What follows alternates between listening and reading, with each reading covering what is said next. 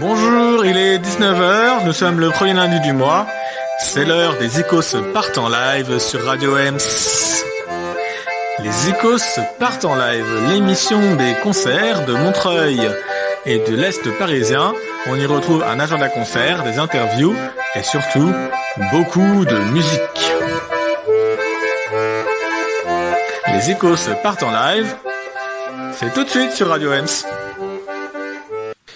Bonsoir chers auditeurs, l'heure n'est pas à déprimer des concerts de février qui n'ont pas eu lieu et l'heure n'est pas à déprimer des annonces de festivals d'été annulés. En mars, il faut penser au printemps et au renouveau et au voyage. Vous êtes peut-être encore en vacances d'hiver, profitez-en bien. Dans les Icos partent en live, nous voulons vous faire voyager cette fois-ci. Nous recevons deux nouveaux invités, Pauline Schill, une chanteuse baroque, et Bouzigma Santaro, une joueuse de vielle mongole. C'est tout de suite dans les Icos partent en live. Je reçois tout d'abord Pauline.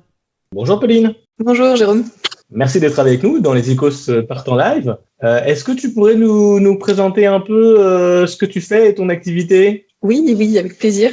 Alors, je suis une artiste un peu polymorphe, on peut dire. Donc, je suis chanteuse. J'ai fait des études de chant au conservatoire et je me suis spécialisée en musique ancienne. Donc, pour ceux qui ne connaissent pas, la musique ancienne, c'est une musique qui date en général entre les années 1580 et 1750. On parle aussi parfois de musique baroque, mais on peut aussi bien y mettre de la musique médiévale ou de la musique renaissance. Donc voilà, c'est quelque chose d'assez large, mais en gros, c'est toutes les musiques qui ont été un petit peu oubliées à la fin du XVIIIe siècle et qui ont été redécouvertes et repratiquées de nouvelles façons dans les années 60. On parle aussi parfois de pratiques historiquement informées. Donc c'est tout un petit univers musical particulier. Et je suis aussi comédienne, apprentie comédienne à l'école Jacques Lecoq. Je suis très intéressée et j'approfondis un intérêt pour le théâtre, le mouvement et la mise en espace. Voilà, je mélange les deux. Donc c'est une recherche différente. Tu as plusieurs projets. Est-ce que tu pourrais nous présenter un peu tes différents projets et justement les axes de recherche peut-être que tu as développés avec l'un et l'autre? Oui, en fait la musique ancienne, elle a une forte charge théâtrale déjà en elle-même. On dit souvent que c'est la musique qui a donné naissance à l'opéra, par exemple, donc à des formes plutôt théâtrales de la musique, chose qui existait moins avant. Et du coup, donc c'est déjà voilà une musique assez théâtrale, et donc ça m'a poussée à m'intéresser à pas mal d'art de la scène et à des façons de faire, de façon de mettre en scène la musique. Mais après, en tant que musicienne et que personne, j'ai trouvé que la manière de mettre en scène cette musique aujourd'hui, elle était un peu conventionnelle, parce que le monde de la musique et surtout de la musique classique est assez cloisonné avec la société vivante, on peut dire, et surtout les musiques vieilles. Et du coup, ça m'intéressait vraiment profondément de me plonger dans une tradition de théâtre très contemporain, puisque le théâtre qu'on pratique à Lecoq, c'est un théâtre d'improvisation. Donc c'est vraiment de l'improvisation, de la création, de l'écriture au présent. Donc de confronter un peu ces deux univers. Et dans mon but, c'est de créer des spectacles qui puissent mettre en lien la musique et le théâtre. Donc de mélanger vraiment les deux univers. Donc par exemple, pour te donner un exemple,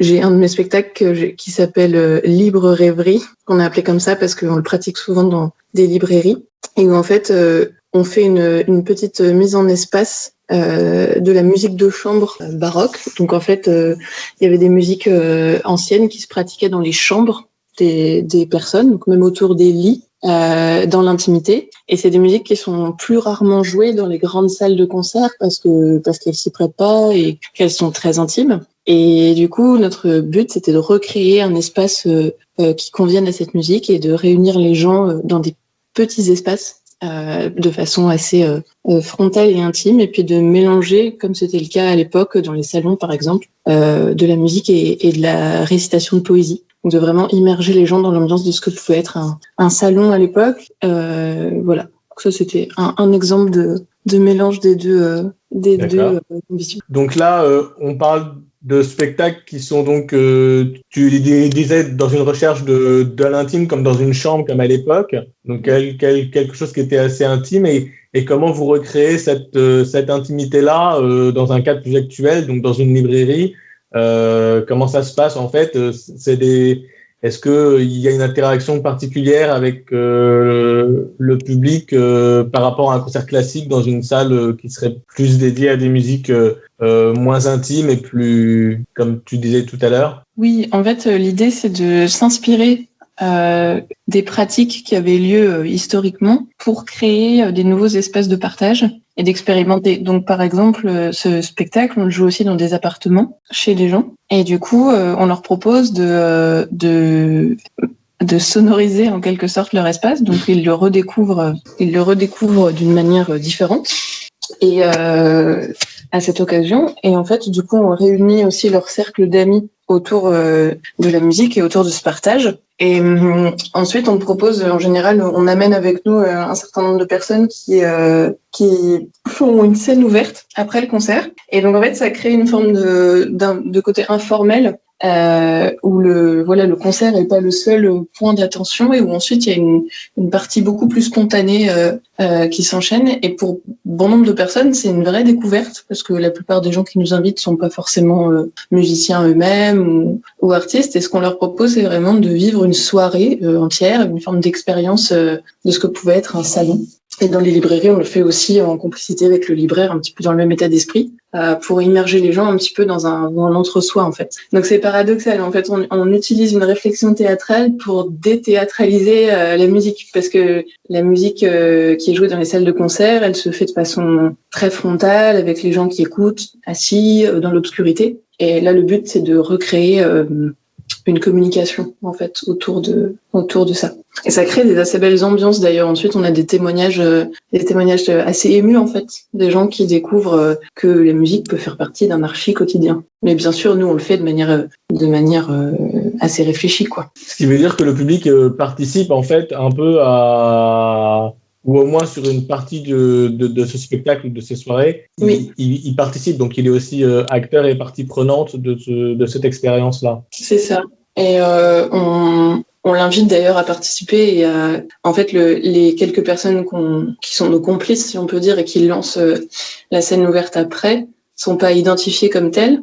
Et donc le public a vraiment l'impression, c'est un peu ce qu'on appelle des barons en théâtre de rue. Le public les identifie pas et donc ça crée une forme de dynamique. Et il y a des gens qui se lancent en fait à leur suite sans savoir que ça avait été pensé. Et donc parfois il y a des surprises, des personnes qui tout à coup se mettent à déclamer un poème ou à partager une chanson ou à proposer quelque chose et qui n'étaient pas forcément, qui n'avaient pas forcément prévu de le faire. Et du coup ça crée des surprises. On disait que c'était de la musique baroque. Est-ce qu'on pourrait préciser un peu le répertoire un peu pendant ce type de spectacle? Oui, alors pour ce concert-là en particulier, cette série de concerts, on peut dire, parce qu'il y a plusieurs thèmes un petit peu, ça peut se décliner en plusieurs thèmes. Je suis accompagnée par 2 théorbistes. Alors le théorbe, c'est un instrument un peu particulier, c'est de la famille des luths. Et c'est en fait un luth basse, tout qui serait le plus proche dans notre imaginaire, ce serait vraiment la basse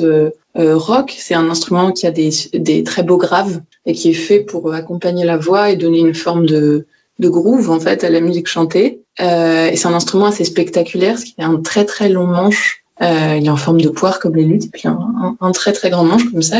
C'est une forme assez onirique. Donc déjà ça c'est un peu un événement en soi de découvrir cet instrument pour les gens, et il est aussi rarement joué à 2, enfin 2 théorbes face à face, c'est assez rare, et puis du coup ça crée une sonorité très particulière et très intime qui pour moi se prête très bien avec le chant, emmène vers un univers assez féerique. Et puis c'est aussi une forme musicale qui est assez peu explorée parce qu'en fait elle donne accès à tout un répertoire qu'on appelle les airs de cour. Donc les airs de cour, en gros, c'est au début du XVIIe siècle. Il y avait toute la grande musique qui était souvent dédiée aux cérémonies religieuses ou alors aux opéras. Et à côté de ça, il y avait toute une production de ce que nous, on appellerait en fait des chansons, qui était la musique un peu plus de tous les jours et qui était pratiquée dans les cours, mais aussi chez les particuliers, les bourgeois de Paris ou les personnes qui habitaient la capitale et qui pouvaient s'offrir des musiciens, ou bien aussi qui jouaient eux-mêmes, parce qu'en fait il y avait une grosse pratique amateur aussi, chose que nous on n'a plus. Et du coup en fait donc ces aires de cours c'était des choses un peu plus éphémères, mais aussi qui sont assez proches de la vie et de la sensibilité des gens, et puis qui, pour un public moderne, se rapprochent pas mal des chansons. Et donc du coup, ça parle assez spontanément. En général, ça parle de thèmes très simples, de l'amour, de la tristesse, ou des rêveries devant un paysage. C'est des poèmes assez simples. Et c'est des choses qui s'écoutent bien dans ce contexte. Tu vois. Donc ça, c'est la musique particulière qu'on interprète. Donc, tu as aussi un autre projet qui s'appelle Paul de Clem. Est-ce que tu pourrais nous en dire plus? Oui, alors ça, c'est un projet qui m'a beaucoup intéressée, qui est vraiment assez intéressant. Le but, c'était de faire une expérimentation pour mettre de la musique ancienne dans l'espace public. Donc pour ça, on était un duo, donc moi et Clémence Schiltz qui joue de la viole de gambe. Donc ça, c'est un instrument aussi un peu oublié qui a été redécouvert dans les années 60, et notamment par Jordi Savall et tout ça. Donc on jouait en plus un répertoire archi confidentiel, puisque c'est du répertoire chant accompagné par la viole de gambe, donc en duo. Et c'est un répertoire qui est vraiment pas du tout défriché, avec des auteurs totalement inconnus. Et donc le pari c'était de porter ce répertoire totalement inconnu dans l'espace public. On a fait une série d'expérimentations sous le regard d'un comédien qui venait du théâtre de rue et qui donc nous apportait son regard. On a fait des expérimentations dans des gares, on a même joué à des carrefours, dans des endroits très bruyants. Enfin, on a fait beaucoup de tests en fait pour voir comment on pouvait solliciter l'attention des gens sans qu'ils soient venus nous écouter. Donc, c'était vraiment au départ un labo. Et ensuite, on en a fait des formes un petit peu plus proches d'un spectacle. Donc, on a fait des déambulations dans la rue. On a joué à la sortie des écoles. On a pris en fait des situations vraiment un peu à contre-pied de ce que peuvent être des situations de concert, en essayant de les rendre conviviales et propices à l'écoute. Donc, à chaque fois, le défi, c'était de réunir un public qui n'était pas venu pour nous écouter. Donc, par exemple, une fois, on a joué dans un square et l'objectif qu'on s'était donné, c'était d'arriver à prendre et à garder 20 personnes pendant 20 minutes de musique. Et c'était vraiment, vraiment des expérimentations très riches, et on mélangeait avec la musique avec évidemment un peu de théâtre, et puis aussi d'adresse directe aux gens, d'échanges. Voilà. Et c'était vraiment des belles surprises, parce que à chaque fois on a été entraîné avec les gens, et surpris aussi de voir à quel point cette musique vraiment très confidentielle pouvait attirer, en fait, y compris les enfants par exemple, qui étaient les premiers enthousiastes.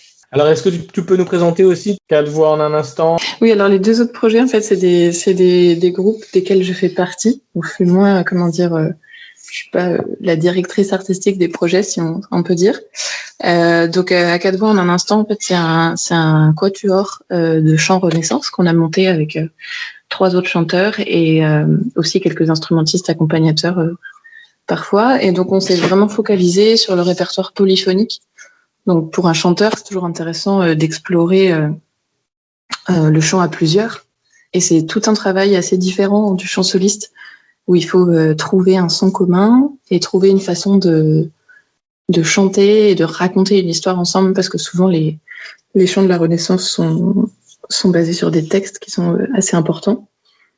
Et donc ça, c'était un beau défi qui nous a emmenés aussi sur pas mal de concerts et d'expériences différentes, où à chaque fois, on essayait pareil de se lier un petit peu avec l'espace. En fait, ça, c'est une richesse que permet la polyphonie, c'est de vraiment faire sonner un espace, et de façon assez naturellement spectaculaire. Enfin, en fait, quand on se met à chanter en polyphonie, souvent ça attire l'attention des gens, et ça surprend.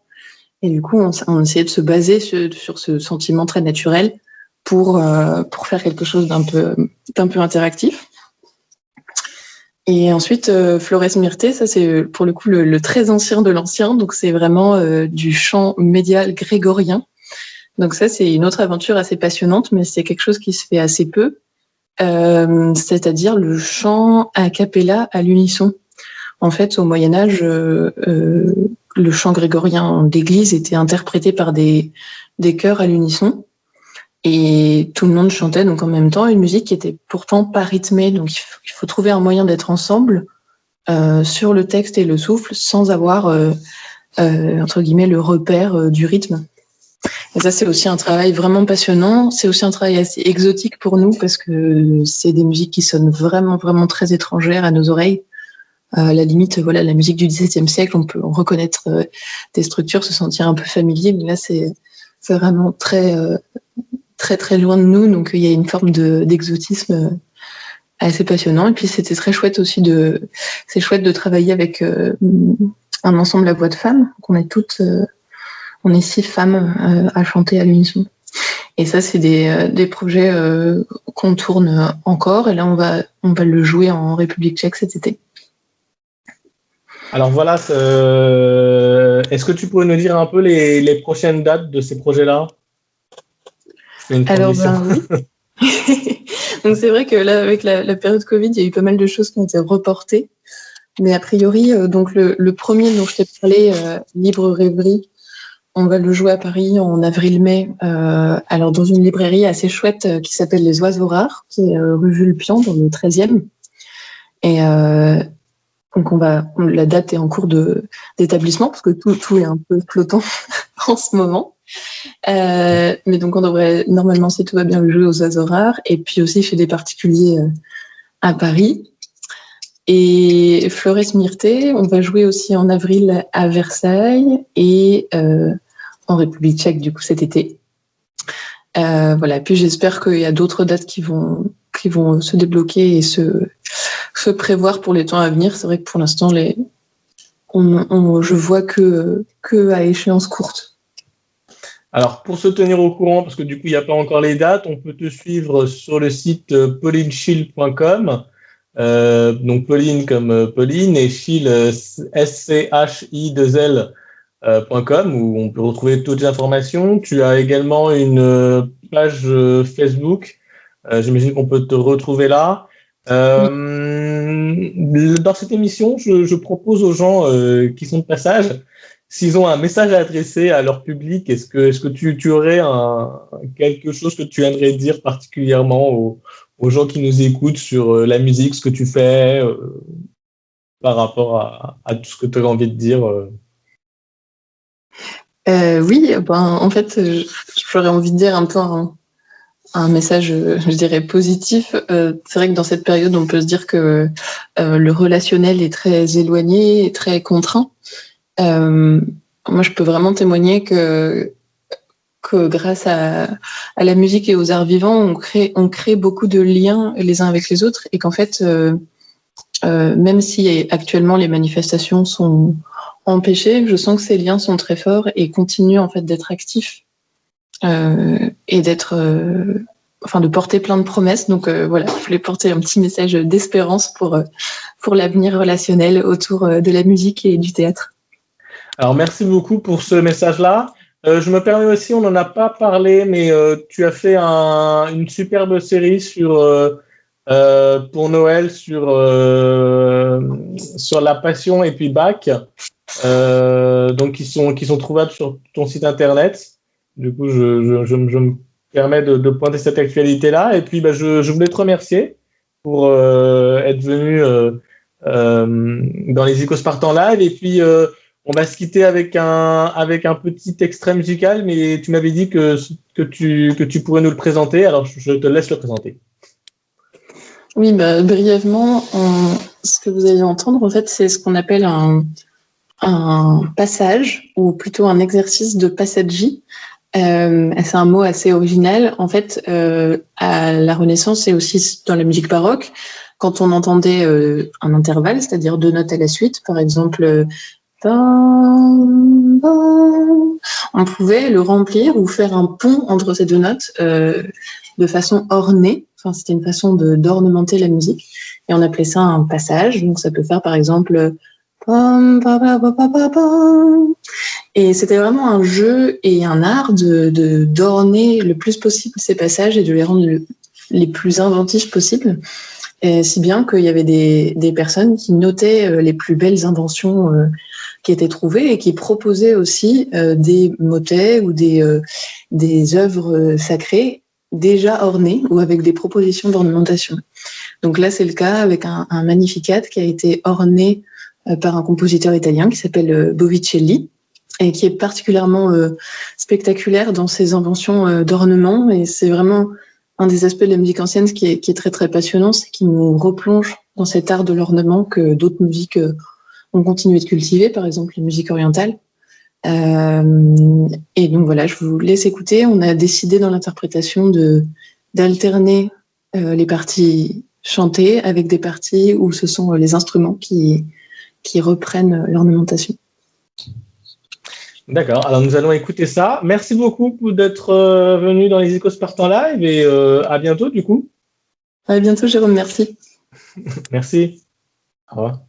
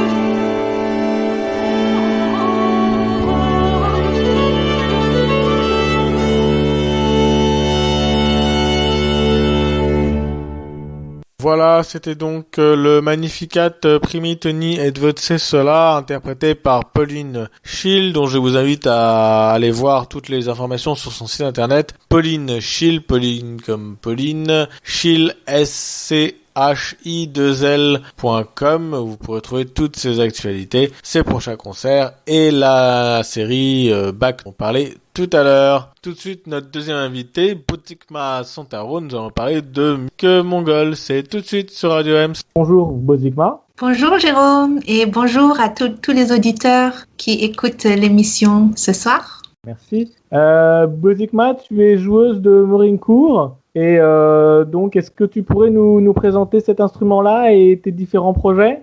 Oui, tout à fait. Alors je joue un instrument traditionnel mongol qui s'appelle le meronkhor. Meronkhor, littéralement, veut dire la vielle à tête de cheval. C'est un instrument emblématique de la Mongolie. Pourquoi le cheval ? Parce que les Mongols, étant un peuple nomade, ils ont toujours vécu avec leurs chevaux. Et pour eux, le cheval représente la fidélité. Et il y a une légende qui tourne autour de cet instrument qui dit que lorsqu'un berger nomade perd son cheval bien-aimé, il va construire un instrument en sa mémoire. Avec le crâne de son cheval, il va faire une caisse de résonance. Il va prendre le crin de son cheval pour créer 2 cordes et un archet. Il va mettre de la résine de bois sur l'archet. Et en haut, il va sculpter la tête de son cheval. Et comme ça, à chaque fois qu'il joue cet instrument, c'est comme s'il revivait les aventures avec son cheval. Alors, comme c'est une légende, il y a plusieurs variations de cette légende, mais en gros, le gros fil, c'est cette légende-là. Alors moi, j'ai plusieurs projets, effectivement. Quand je suis arrivée en France, j'ai rencontré beaucoup de musiciens qui jouent différents types de musique. Moi-même, j'ai fait le conservatoire en Mongolie, à Ulaanbaatar, où j'ai fini mes études en musique traditionnelle mongole, à la faculté de musique traditionnelle du conservatoire. Puis après, j'ai continué à l'Université des Arts et de la Culture de Mongolie, pareil à la faculté de la musique traditionnelle mongole. Et dans cette faculté, il y avait plusieurs instruments. Tous les instruments sont des instruments traditionnels mongols. Donc, il y avait la vielle que moi je joue, le meronkhor, mais aussi le violon mongol, le khorchir, la sitar, yatak, le cymbalum, yaching, la flûte, le hautbois mongol, la clarinette mongole, oui, tout ce qui est bishrour, evirpure, tous ces instruments. Donc, dans cette faculté, tu peux apprendre tous ces différents instruments. Tu es spécialisé dans un et tu apprends les musiques traditionnelles, la musique de danse traditionnelle et l'histoire de l'art liée à cette musique traditionnelle également.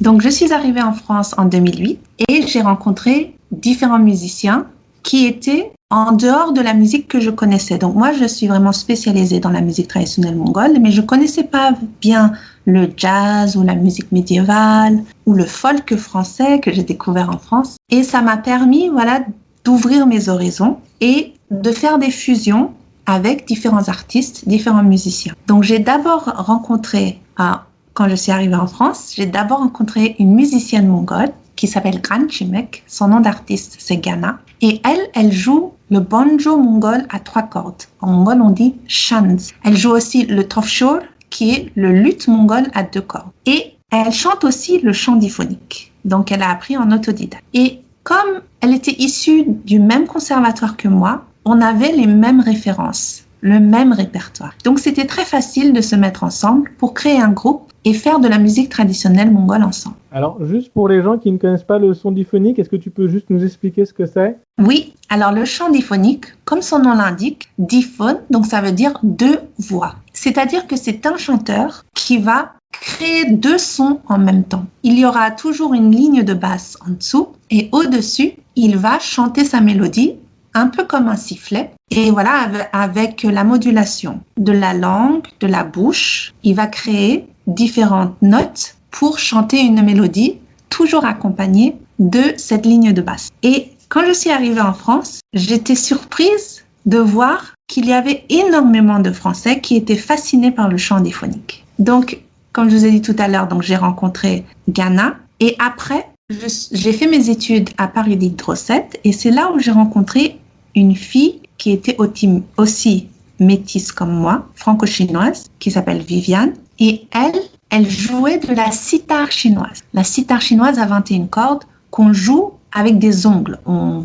colle des ongles faits en cornes de bœuf pour jouer sur les cordes. Et il y a cet même instrument, cette sitar, aussi en Mongolie, mais qui n'est pas joué de la même manière. En Mongolie, c'est joué sans les ongles, c'est joué directement avec les doigts. Donc le son et la technique est différente. Mais c'était quand même un instrument similaire et du coup, le répertoire qu'on jouait, même si ce n'était pas différent, même si ce n'était pas pareil, moi qui jouais de la musique traditionnelle mongole et elle de la musique chinoise, il y avait quand même énormément de sonorités qui étaient similaires, dont par exemple le mode pentatonique. Et du coup, c'était très facile de créer un groupe ensemble, toutes les trois, avec Viviane à la sitar chinoise et Ghana au banjo mongol. Et ensemble, nous avons créé le trio Sarasvati et on jouait de la musique traditionnelle mongole et d'autres pays d'Asie. Donc, on a déjà joué des morceaux de Chine, bien évidemment, puis des morceaux ouïghours et aussi des morceaux kazakhs. Et tout à l'heure, j'ai mentionné que quand je suis arrivée en France, j'ai vu que les gens étaient fascinés par le chant diphonique. Donc, une fois, on faisait un concert de Sarasvati et il y a un chanteur qui a lui-même appris le chant diphonique en autodidacte aussi. Son nom de scène, c'est Utelo, qui vient après le concert me demander si j'étais intéressée de faire une fusion, une rencontre de musique. Lui, il était plus spécialisé dans la musique médiévale et il avait un ami qui s'appelle Christophe Deslignes qui joue de l'orgue portatif ou l'organetto, qui était aussi spécialisé dans la musique médiévale occidentale. Et donc son idée à Utelo, c'était de fusionner la musique mongole et la musique médiévale. Et lui qui chantait le chant diphonique, il allait chanter les textes en latin avec la technique du chant diphonique. Et c'est comme ça qu'on a créé le trio Ubik. Donc le trio Ubik, son répertoire, c'était ce mélange de musique traditionnelle mongole et musique médiévale avec des textes latins en chant diphonique. C'est un peu le rencontre de deux cultures, enfin de plusieurs cultures, pas que deux, mais d'autres manières de faire de la musique, d'autres tonalités. Comment ça se passe cette rencontre? Alors, la musique médiévale était beaucoup écrite en modal, en gamme modale. Et donc, c'était très facile de jouer sur le meronkhor. Et moi, ça m'a vraiment permis de m'enrichir sur beaucoup de choses de la musique parce que j'étais quand même un peu dans mon bocal à poisson de musique traditionnelle. Et le fait de faire ces rencontres et d'apprendre la musique de l'autre et d'apprendre comment fusionner avec l'autre, ça m'a permis, moi, en tant que musicienne, de m'enrichir et vraiment d'évoluer encore plus. Et eux, vice-versa aussi, pareil.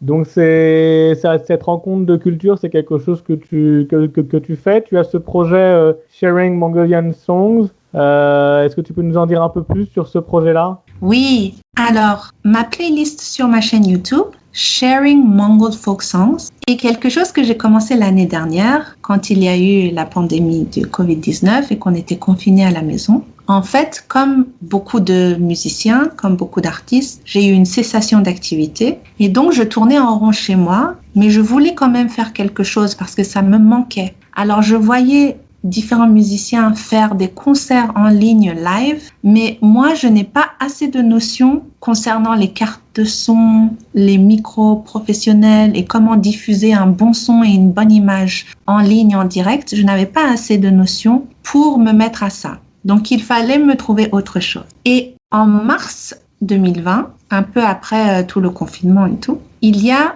le programme de Ethno World qui me contacte, qui dit qu'ils veulent faire un programme, faire des cours en ligne qui s'appelle Hope Session. Et il y a 40 musiciens qui ont participé.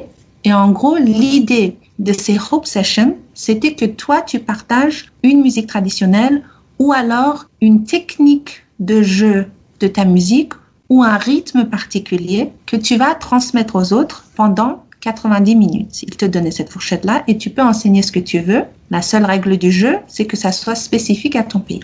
Donc, ils m'ont demandé de participer. J'ai dit oui, parce que je tournais en rond de toute façon. Et le 27 avril 2020, je donne mon Hope Session où j'enseigne une chanson traditionnelle kalmouk qui s'appelle Ejindo, chanson pour la mère, pour la maman. Et comme je n'avais pas beaucoup de notions de micro, etc., j'avais fait mon cours avec une pauvre webcam en utilisant le micro de la webcam. Et l'image était vraiment pas bonne et le son n'était pas terrible non plus. Donc, même si le cours s'est très bien passé, moi, j'étais restée sur ma faim en me disant que j'aurais peut-être donné une meilleure qualité. Donc, pour remédier ça, je me suis dit, OK, je vais réenregistrer, refaire une vidéo de ce cours, mais cette fois-ci, je vais l'améliorer. Donc, je vais utiliser ma caméra, ça sera une meilleure image. Je vais utiliser mon enregistreur Zoom, comme ça, j'aurai un meilleur son. Et en plus de ça, je vais ajouter les partitions,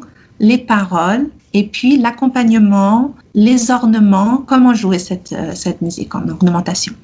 Et donc, il y a mon image, et à côté de mon image, tout ce que j'expliquais, je le mettais en photo. Je mettais la partition, je mettais le rythme, l'accompagnement, les paroles, etc. Et j'étais très contente parce que du coup, ça a pu remédier le fait que je trouvais que mon Hope Session n'était vraiment pas de bonne qualité. Et en fait, quand j'ai mis cette vidéo en ligne, j'ai eu énormément de retours positifs. Et je ne m'y attendais pas. Mais en fait, il y a même des musiciens qui m'ont contacté en me disant « J'ai toujours aimé la musique mongole. J'ai écouté beaucoup de musique mongole dans ma vie, mais je n'ai jamais eu cette porte pour m'y mettre le pied. » C'est-à-dire que j'entendais et je répétais, imitais ce que j'entendais, mais ça ne veut pas dire que je comprenais exactement ce que je faisais. Et donc, avec ton cours en ligne, ça m'a permis vraiment de comprendre ce que je jouais. Donc, c'était plutôt très positif pour moi et ça m'a donné cet élan et cette envie de continuer. Et en plus, comme ça me manquait, moi, ça me faisait du bien aussi en retour. Et c'est comme ça que j'ai commencé cette playlist en juillet. Et je suis à mon 10e cours maintenant, que si jamais un de ton auditeur est intéressé, il peut aller regarder sur ma chaîne YouTube les cours en ligne de musique mongole. Que les gens puissent aller voir ça. Et tu m'avais dit que tu avais un autre projet avec un danseur, alors est-ce qu'on peut en parler? Oui, tout à fait. Alors, c'est un break danseur et quand on s'est rencontrés en 2015, on a tous les deux fait partie d'un projet où le chorégraphe voulait mélanger la musique traditionnelle mongole, la guitare électrique et la danse hip-hop. Et à cause du financement, on n'a pas pu aller jusqu'au bout de ce projet. On a créé le spectacle, mais on n'a pas pu vraiment aller jusqu'au bout, jouer dans plusieurs salles, etc. Donc ça aussi, on était resté sur notre faim. Et donc ce danseur chorégraphe breaker s'appelle Santiago Codon. Et tout le temps, quand on s'appelait, on disait mais ça serait bien de faire un truc ensemble, mais qu'est-ce qu'on pourrait faire ensemble? Parce que le projet nous avait quand même beaucoup plu, même si ça n'avait pas réussi à aller jusqu'au bout. Et donc l'année dernière, ou il y a 2 ans, 2019, avec Santiago, on a décidé de d'abord faire un duo où moi, je joue ma musique traditionnelle mongole, comme je sais le faire, et lui, il va improviser dessus. Et petit à petit, on a commencé à casser les barrières. Comment est-ce que lui, en tant que danseur, peut entrer dans mon univers? Comment moi, en tant que musicienne, je casse un peu la barrière pour entrer dans son univers? Peut-être faire de la danse avec lui. Peut-être lui, il vient jouer mon instrument. Il vient faire des pizzicato sur les cordes. Voilà, l'idée, c'était que pas seulement de rester dans son propre rôle, mais d'aller dans l'univers de l'autre. Et l'idée nous a tellement plu qu'on s'était dit, il faut qu'on élargisse le projet. Donc, on a donné un nom au projet qui s'appelle Résonance, avec un S en pluriel. Et l'idée, c'est que quand il y a plusieurs duos qui jouent ensemble, le projet en grand, c'est Résonance avec pluriel. Et chaque duo est une résonance au singulier. Et du coup, moi, de mon côté, j'ai engagé mes amis qui font de la musique traditionnelle. Et lui, de son côté, il a pris les danseurs qui font du hip-hop, du breakdance, etc. Donc, pour l'instant, on est 5 musiciens et 5 danseurs. Et l'idée, voilà, c'est de faire des duos qui peuvent s'adapter n'importe où. Dans un musée, dans une ruine, dans un château, dans un jardin. De toute façon, le musicien est acoustique et le danseur, il est libre. Et l'idée, c'est de s'adapter au lieu sans modifier quoi que ce soit. C'est nous qui allons marcher autour, danser autour, communiquer avec le public et ainsi de suite. Alors, pour l'instant, on n'a pas réussi à jouer. Du coup, on a lancé le projet. On a fait nos démarches, mais on n'a pas encore réussi à jouer. Et on a une potentielle date en mai 2021, mais pas avant. D'accord. Alors, on va se tenir au courant. Ça va être important. On On va résumer parce que c'est vrai que bon, en ce moment c'est un peu compliqué pour les dates. Du coup, ce qu'on mettra, c'est des liens pour te suivre. Là, on n'a plus beaucoup de temps. Est-ce que tu aurais un message pour le public, par exemple, quelque chose que tu aurais envie de dire, tant qu'on a quelques minutes encore? Alors, je sais que l'art et la musique est quelque chose de très important pour nous nourrir, pour nous apaiser. Et il y a beaucoup de musique qui nous parle, par exemple des chansons, notamment dans les paroles ou la manière dont la chanson a été écrite, qui nous parle directement.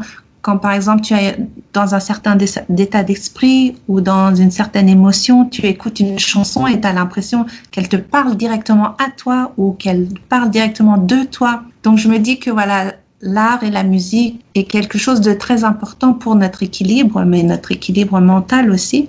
Et je sais qu'il y a eu toute cette discussion de, voilà, est-ce que le spectacle, l'art du spectacle est quelque chose d'essentiel ou pas? C'est peut-être non essentiel, donc on va fermer tous les lieux de théâtre, de spectacle, on va fermer les musées parce que c'est pas aussi important que ça, il y a des choses plus importantes avant. Et en fait, c'est quand même quelque chose de très important que je pense que les gens le ressentent de plus en plus et que après cette épidémie, si jamais elle finit, si jamais il y a une fin à ça, et quand tout sera réouvert, je pense qu'au contraire, les gens seront tellement assoiffés d'art et de culture qu'il y aura un boom, qu'il y aura une ressurgence extrêmement forte, je pense. Bah, je propose qu'on on va se quitter avec un petit extrait. Je te remercie beaucoup d'avoir répondu à ces questions. Je te remercie d'avoir pris le temps. Et puis, avec plaisir. Qu'on pourra te voir sur scène bientôt. Et puis, on se tiendra au courant. Merci beaucoup. Merci Jérôme de m'avoir invité et bonsoir à tout le monde. Merci. Au revoir.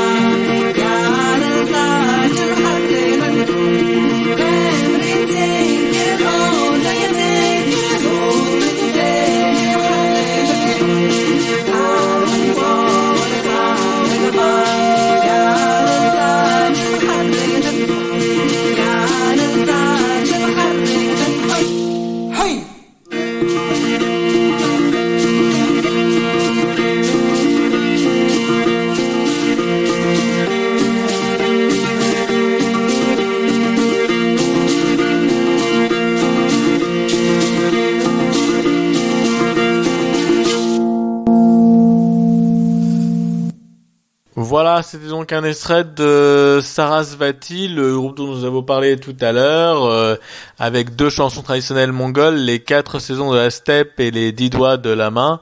Le deuxième morceau était du duo Yesung, c'est une chanson sur les yaks que vous pourrez retrouver dans les cours en ligne dont nous avons parlé tout à l'heure, sur la playlist YouTube Sharing Mongol Folk Songs, que je vous invite à aller voir. Nous mettrons le lien dans la description de l'événement. Pas d'agenda concert ce mois-ci puisque nous avons toujours les difficultés à avoir des concerts encore aujourd'hui. Mais par contre, nous finissons comme promis cette émission avec une partie de l'interview de Naïsam Jalal que nous n'avons pas pu diffuser la fois dernière. Donc c'est tout de suite dans les Icos partent en live, Naïsam Jalal. Et donc ce Naï, c'est quelque chose qui t'accompagne dans tous les projets qui sont assez divers. J'ai vu, c'est donc on parlait d'un peu d'un son qui est un peu de hip-hop, et il y a un peu de rap, il y a de la fanfare dont tu nous parlais tout à l'heure, quelque chose qui serait classé peut-être comme musique du monde, et d'un autre côté quelque chose de très jazz. Donc comment ça se fait, toutes ces entités, c'est des choses auxquelles tu les construis, ou est-ce que c'est des choses sur lesquelles tu as découvert et que tu aimes passer d'une à l'autre, et c'est des projets qui sont bien différents, ou est-ce qu'il y a un ensemble ou quelque chose de commun à tous ces projets? Bah en fait, tous ces projets, ils font partie de moi, tu vois. C'est-à-dire le projet un peu hip-hop groove que j'ai monté avec le rappeur palestinien Ousloub, donc le groupe s'appelle Al-Akharin. C'est un projet qui me tenait vachement à cœur depuis des années. C'est une partie de moi. Voilà.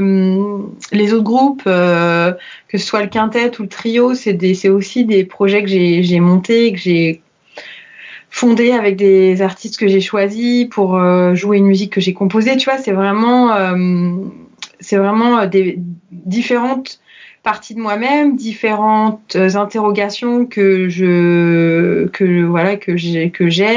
différentes esthétiques que je porte, différentes directions dans lesquelles j'ai envie d'aller en fait, mais il y a évidemment un fil conducteur, ouais. Et du coup, est-ce que chacun de tes groupes c'est différents aspects de ta personnalité ou différentes recherches, ou est-ce que il y a quand même un fil ou une évolution que tu as d'année en année? Pour moi, tout ça c'est lié. C'est des projets différents, mais c'est lié. En fait, moi, ce qui me gêne un peu, c'est que tout le monde essaye de te mettre dans des cases. Et en fait, à partir du moment où tu crées quelque chose, et ben tu échappes au cadre qu'on essaye de t'imposer. À partir du moment où tu es dans la création, donc dans l'exploration, tu veux pas rester figé dans des boîtes, quoi. C'est pas possible, tu vois. Donc en fait, même cette question du jazz, de la world, du hip-hop, tout ça, c'est vachement mêlé. Si tu veux, là, par exemple, sur le projet Al-Akharin, donc qui est un projet clairement hip-hop, parce qu'il y a un DJ, parce qu'on joue avec des instrus, parce qu'on utilise des samples et tout ça. Mais on utilise quand même des samples de musique traditionnelle, que ce soit de Corée, que ce soit de musique arabe classique, que ce soit de plein de choses. Il y a aussi des grosses influences jazz, funk, groove. Ousloub chante en palestinien et il rappe en palestinien, mais il chante aussi à la manière vraiment traditionnelle du chant soufi. Donc en fait, si tu veux, c'est un groupe de hip-hop, mais en fait, on fait aussi de la world, on fait aussi du jazz dans le groupe de hip-hop. Et pareil pour mes groupes de jazz, où en fait, clairement, il y a une grosse influence de musique, par exemple sur le trio Quest of the Invisible. C'est du jazz, clairement, mais c'est aussi vachement influencé par la musique soufie, par la musique classique arabe, par la musique hindoustanie, par la trance, que ça soit des pays arabes ou d'Afrique ou même, tu vois, d'ailleurs. Donc, si tu veux, en fait, à partir du moment où tu es en train d'essayer de créer quelque chose qui t'appartient, tu fais appel à tout ton vocabulaire. Et ton vocabulaire, tu vas pas te dire « Ah non, je vais pas utiliser ça parce que c'est trop hip-hop ». Non, en fait, tu as un truc à dire, ça sort comme ça sort parce que tu as choisi tel mot ou tel mot, tu vois. C'est comme quand tu produis un discours, tu vois, là on est en train de parler, je veux te faire passer une idée, je vais choisir tel mot ou tel mot, et parfois je vais le choisir consciemment, parfois ça va venir spontanément parce que c'est ce mot-là qui a besoin d'être dit à ce moment-là pour faire passer cette idée, ou cette sensation, ou cette émotion, ou tu vois. Et en fait, pour moi, le discours musical, il est exactement comme le discours du langage, tu vois, c'est-à-dire que je me pose pas la question de ah bah tiens, je vais parler dans tel langage ou dans non, en fait, j'ai quelque chose à dire et spontanément ou de façon plus réfléchie, je vais choisir les mots de vocabulaire que je vais utiliser, et ça peut être des mots de vocabulaire que je vais emprunter à la tradition arabe ou à la tradition jazz ou à la tradition indienne ou à la tradition même européenne classique, puisque j'ai quand même fait 13 ans de musique classique, tu vois. Donc en fait, il y a toutes ces influences qui sont là, il y a tous ces vocabulaires que j'ai assimilés, et ensuite il y a plus qu'à les utiliser pour dire ce que j'ai à dire, quoi, tu vois. Voilà, c'était donc la suite de l'interview de Naïsam Jalal que nous n'avions pas pu avoir la dernière fois. Merci à elle d'être passée dans notre émission. Il n'y a pas beaucoup d'agenda concert malheureusement. Je ne peux que vous rappeler ce que vous savez probablement déjà, à savoir que vous avez toujours les concerts de la Clarenbox tous les samedis à 20h30. Le prochain concert que vous aurez, c'est duo Finlam et Choro des Aksak. Donc c'est toujours sur Facebook, vous tapez Studio de la Clarenbox et vous aurez donc accès à l'événement sur Facebook. C'est de la très bonne musique. Le CD de Trio Ounce de Benjamin Sens est également sorti, tout comme l'album Un autre monde de Naïsam Jalal que je vous invite à vous procurer. Il y a également des lives des instants chavirés en partenariat avec Titinode que vous pouvez voir en ligne sur la page des instants chavirés. Voilà, donc c'est l'activité montreuilloise. Je vous rappelle aussi, peut-être que vous n'avez pas vu, que Nadea fait un live le 7 mars, toujours en ligne, à 11h du matin.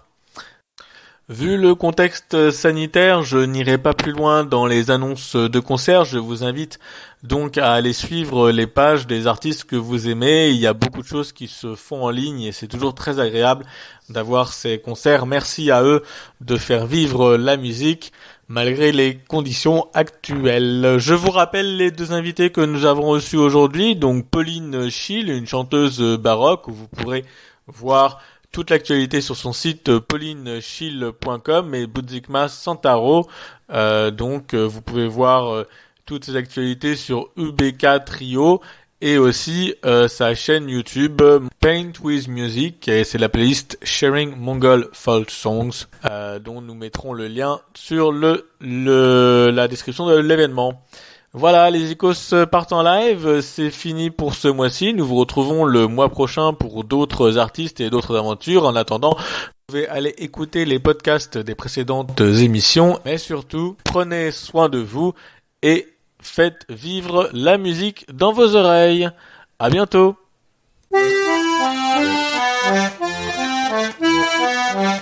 C'était les Icos partent en live, l'émission des concerts de Montreuil et de l'Est parisien. On se retrouve en janvier pour la prochaine émission des Icos partent en live avec encore plus d'entretiens, de musique et de concerts. En attendant, prenez soin de vous et surtout, allez à des concerts. Je vous laisse dans de bonnes mains sur Radio Ems. Bonne soirée à vous.